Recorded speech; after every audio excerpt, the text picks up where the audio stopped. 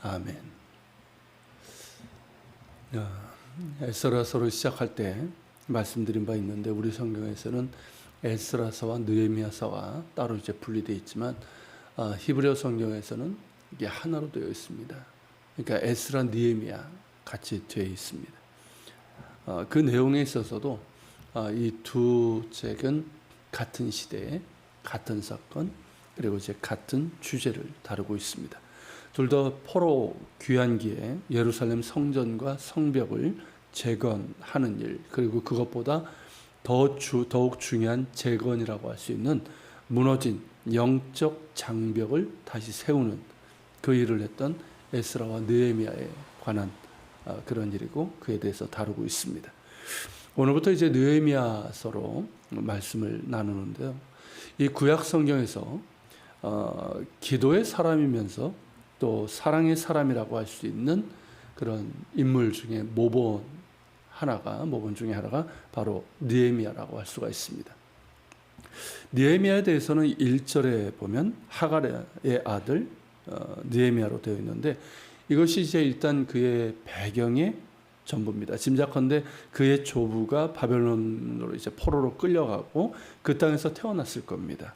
즉 포로의 땅, 이방인의 땅에서 태어난 이가 느헤미야인데 요즘으로 하면 교포 3세쯤에 해당하는 인물이라 할 수 있습니다.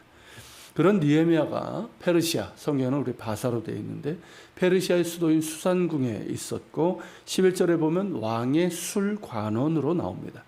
왕의 술관원이란 왕이 술을 마시기 전에 먼저 그 맛을 보면서 안전한지 검사하고 확인하는 관원이라 할 수 있습니다. 이 직위는 아무에게나 주어지는 것이 아닙니다. 왜냐하면 고대 사회에서는 이 정적이나 영모를 꾀하는 자들이 왕이 마시는 술에 독약을 타서 왕을 살해하는 일이 종종 있었기 때문입니다.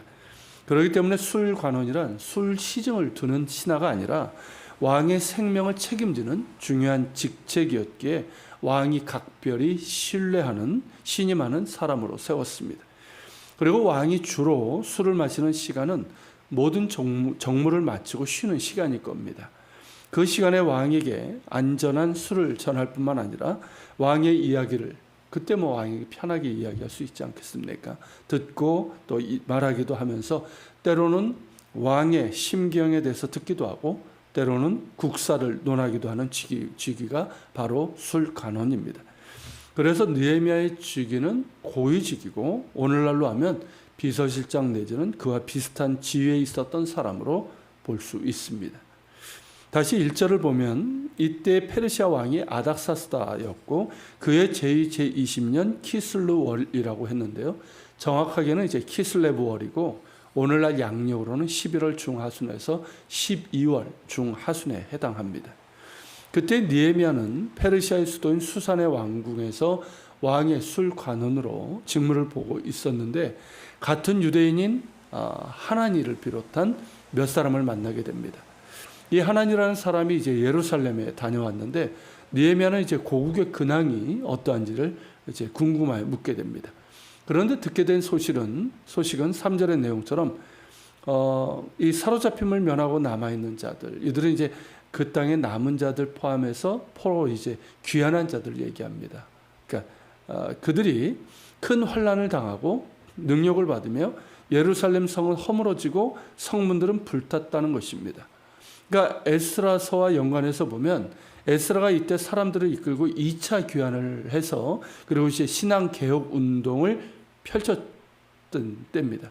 그렇지만 그렇게 했지만 아직까지도 그 이후에도 무너진 성벽을 세우지 못했고 그러다 보니까 노략질 당하고 큰 환난과 능력에 시달리고 있다는 것입니다. 황망한 소식인데 이 말을 듣고 느헤미야는 수일 동안 슬피 울며 하늘의 하나님 앞에 금식하며 기도를 합니다. 이 모습에서 우리는 느헤미야가 기도의 사람이라는 것을 보게 되는 것이죠.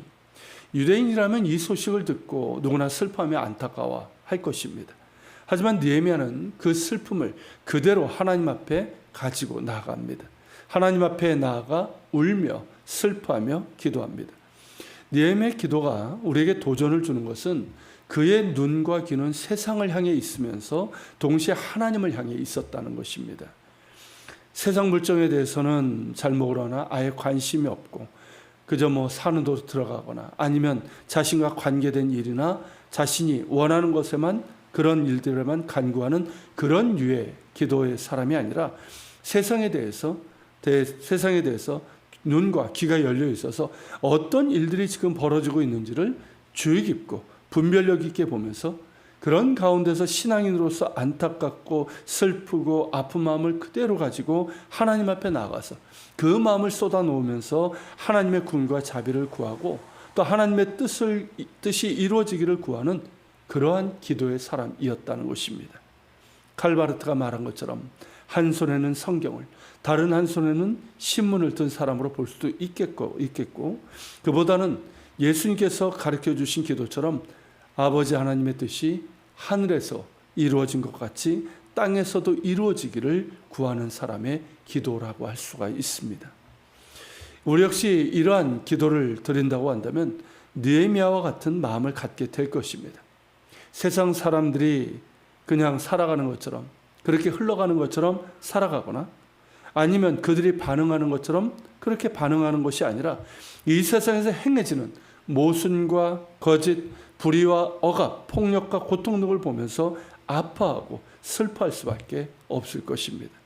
그리고 그 마음을 품고 하나님의 보좌 앞으로 나아가 슬퍼하는 가운데 하나님의 긍휼과 자비를 구하게 되고 하나님의 뜻이 하늘에서 이루어진 것 같이 이 땅에서도 이루어지기를 구하는 기도를 드릴 수 있을 것입니다. 특히 지금의 위중한 이 나라의 상황과 또 위기에 처한 한국교회를 보면서 우리는 느헤미야와 같은 심정을 가질 수밖에 없습니다. 느헤미야가 들었던 것처럼 마치 큰 환난을 당하고 능욕과 수치를 당하고 성벽이 무너진 것 같은 상황이 아닙니까? 우리가 조금이라도 하나님의 나라와 의를 구하는 삶을 살아가고 있다면, 하나님의 영광을 구하고 우리 주 예수 그리스도의 교회를 사랑하는 마음을 갖고 신앙생활하고 기도하는 사람이라고 한다면 당연히 느헤미야의 아픔과 슬픔을 이해할 수 있을 것입니다. 느헤미야는 하나님의 나라를 구하며 또 하나님의 영광을 구했던 사람이었으며 그의 고국과 성전을 사랑했던 사람이었습니다. 그런 까닭에 고국의 소식을 듣고 슬피 울며 금식하며 기도할 수밖에 없었던 것이죠. 사실 당시 최강대국이었던 페르시아의 고위직에 있었던 그는 자신의 지위와 삶에 만족하고 또 하나님 나라나 그의 고국의 현실을 외면해 버릴 수도 있었고 적당히 타협할 수도 있었습니다. 하지만 기도의 사람은 그럴 수가 없습니다. 하나님의 나라와 의를 구하는 사람은 그럴 수가 없습니다. 하나님의 영광과 하나님의 성전을 사랑하는 사람은 그럴 수가 없습니다. 사랑하기 때문에 아픈 것이고 사랑하기 때문에 가슴이 애이는 슬픔을 느끼는 것이고 사랑하기에 탄식하며 하나님 앞에 엎드리게 되는 것이요. 그것이 기도의 사람의 모습이고 기도의 사람은 곧 사랑의 사람입니다. 지금은 슬퍼하며 하나님 앞에 나아가 기도해야 할 때입니다. 우리의 죄악과 완악함과 불순종을 회개하며 하나님 앞에 나아가야 합니다. 지난주일 말씀처럼 엇나간 큰아들의 모습에서 돌이켜 하나님의 품으로 돌아가야 합니다. 느헤미야처럼 하나님의 긍휼을 구하며 기도해야 합니다. 느헤미야는 하나님의 긍휼을 구하며 기도합니다. 왜일까요? 하나님을 알기 때문입니다. 하나님이 어떤 분이신지를 알기 때문입니다. 하나님은 홀로 거룩하시고 살아계신 야훼, 여호와 하나님이십니다. 야훼라는 그 이름은 그분만이 오직 하나님이라는 뜻입니다. 야훼 하나님은 크고 두려우신 하나님이시지만 주를 사랑하고 오직 주의 계명을 지키는 자에게 언약을 지키시며 긍휼을 베푸시는 하나님이십니다. 그러기에 하나님의 긍휼을 구할 수 있는 것이죠. 하나님을 아는 지식에서 하나님의 긍휼을 구하는 기도가 나오는 겁니다. 우리 역시 그러한 기도를 드릴 수 있기를 바랍니다. 호사 선지자의 부르짖음처럼 여호와께로 돌아가 여호와를 알되 힘써 아는 자들이 되어서 하나님 앞에 엎드려 회개하며 긍휼을 구할 수 있는 우리 모두가 될 수 있기를 소망합니다. 같이 기도합시다. 하나님, 우리에게 느헤미야와 같은 그런 심정을 주시고 그 마음을 가지고 애통해하며 하나님 앞에 나아가 이 나라 이 민족을 위해서, 그리고 위기에 처한 한국교회를 위해서, 또 우리 자신을 위해서 기도할 수 있는 사람들 되게 하여 주옵소서. 느헤미야가 이렇게 하나님의 긍휼을 구하며 기도했던 것은 하나님을 알기 때문입니다. 우리 역시 하나님께로 돌아가 하나님을 알되 힘써하는 자들이 되게 하시고, 그래서 하나님 앞에 엎드려 회개하며 주의 긍휼과 자비를 구할 수 있는 저희들 되게 하옵소서. 이 시간 우리 기도할 때 여러분 자신의 일을 위해서도 기도하고, 특별히 나라와 민족을 위해서, 위기에 처한 한국교회를 위해서 기도하며 나아갑시다.